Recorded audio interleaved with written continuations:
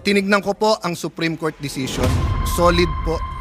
We in this room are all for accountability. But tama yung Supreme Court sa tamang panahon, tamang proseso. Jeremiah 29:11 tells us, "For I know the plans I have for you, plans to prosper you and not to harm you, plans to give you hope and a future." Sana kung sino ang guilty sa mga baha, ganun din tayo. Hindi naman siguro si Sarah ang gumawa ng mga baha. Sana po kung ano ang cause ng pagkabansot or stunting yung corruption, ganun din. Araw-araw talagang wag natin tantanan. Sabi ni Mahatma Gandhi, if it's an eye for an eye, the whole world will go blind.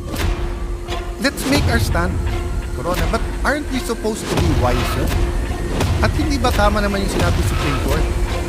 Dapat may impeachment, pero hindi dapat gamitin ito ng magkalaban lang sa politika. Ayaw natin maging presidente si Vice President Sara, talunin nyo na lang sa 2028.